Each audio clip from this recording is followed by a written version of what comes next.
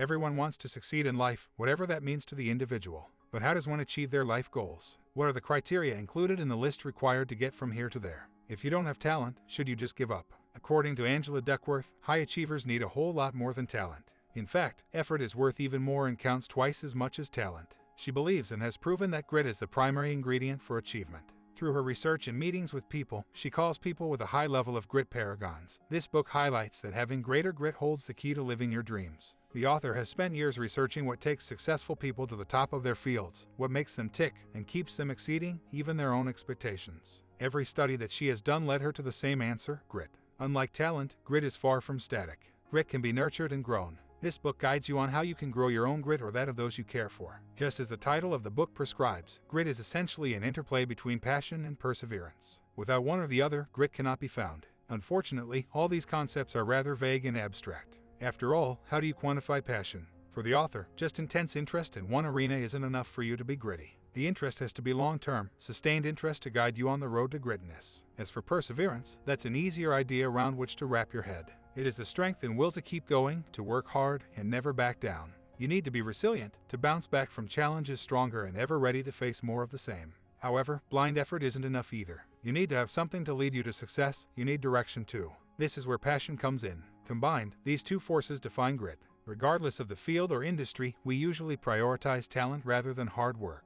Even if someone has put in a great amount of effort to get to the top of their playing field, the first quality we assume is that the person is innately talented in the first place. Talent is helpful. It determines how easy or how hard it is for us to pick up a skill or learn mathematical or scientific concepts. However, it is only the beginning of the journey towards excellence. Even if you have multitudes of talent, that doesn't immediately equate to success. Most of us don't reach our potential, even if we have talent, because we don't put in the effort to rise above. To succeed, we need to face and defeat the challenges in our way. Each hill that we encounter must be taller and steeper than the next. If we get used to relying on talent, it's more likely that we will break down and give up at the first sign of difficulty. Conversely, those who are gritty, who put in the effort, will work through the pain. We shouldn't fall into the trap of assigning success to talent just because it makes us feel better for not going the extra mile. When we think about high achievers, we tend to only see the success. We see a person that is fully grown, with their goals realized. Because of that image, we mistakenly assume that they must be born with natural talents that allowed them to go so far. In truth, top-performing people are constantly growing, setting each goal higher than the last, because that is what they're used to. Because of grit, they have gotten to where they want to be, and because of grit, they strive to progress further. Talent doesn't help you improve, because this value itself cannot be grown. People aren't static. As babies, we observe the world around us and learn all the things that we need to know to survive. The same is true later on in life. We need to be able to progress to get anywhere worth going. Grit, because it can be nurtured and increased, is what pushes people to reach for the stars. When we're young, we usually get asked the same old questions. What's your favorite color? What's your favorite food? What do you like doing? When we are children, the answers to these questions tend to come easily, not requiring much thought. These determine our interests, which captures our attention and inspires feelings of affection and dedication.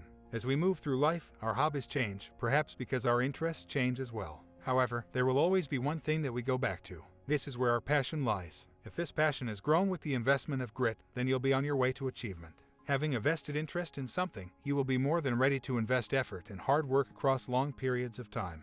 With perseverance, your passions will bloom into achievement. Your passion is the compass that guides you on your journey, whereas perseverance keeps you walking down that road, no matter how difficult it gets. Here's the trouble with humans: we have short attention spans. More often than not, a new thing will catch our interest and we'll give up on what we were working on before. This isn't necessarily bad. After all, there's no point in pursuing something that doesn't resonate with you. However, giving up on everything means you'll never get good enough at it to become an expert. If you find yourself moving from one interest to another, you should hit pause and do some self-reflection. More often than not, you'll be able to find a common thread among those hobbies. Perhaps you prefer outdoor activities, or each of those interests requires you to work with your hands. Once you find that common thread, you'll have found your life philosophy. A life philosophy is meant to keep you on track. It is your primary goal in life, the top level of your goal hierarchy. From there, you can identify the milestones that you need to reach to get to your top goal. Split those mid-level goals into smaller tasks and you'll find that your ultimate goal is just that simple to reach. After all, according to sociologist Dan Chambliss, greatness is many, many individual feats, and each of them is doable.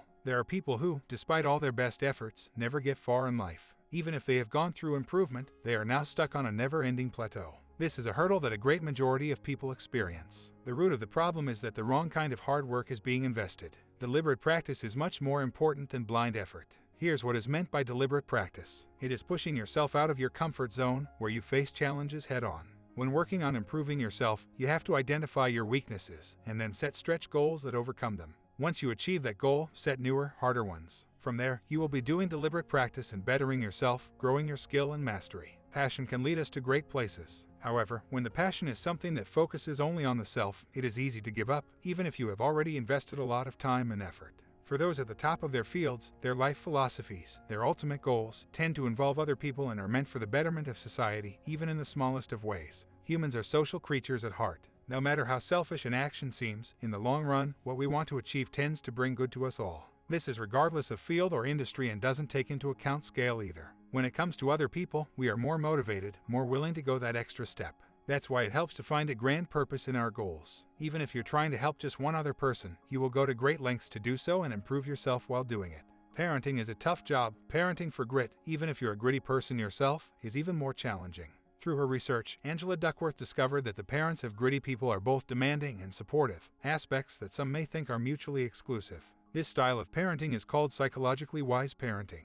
It is where the parents understand where their children's boundaries lie and are able to inspire them to pursue their dreams, knowing when to push and when to ease off. Growing grit in kids, or anyone else, for that matter, requires role models. It doesn't necessarily mean that parents are the only driving force. Teachers or mentors, or even a caring neighbor, can be that for you. Other than just someone to look up to and emulate, culture is also very important. If you are surrounded by people who are gritty, who push themselves towards excellence, you will be encouraged to do the same. All the best environments have this positive culture, not just of excellence, but of self-improvement and striving together. While the research for this isn't bulletproof, the author believes that extracurricular activities are a primary playing field of grit. She is of the opinion that every child should be motivated to join and stay on in such an activity for at least a year. This sustained investment in an activity lets kids develop their passion, invest effort, build skill, and face challenges, all ingredients that nurture grit. Besides, letting kids participate in external lessons puts them under the tutelage of adults that are capable of pushing them the way parents cannot.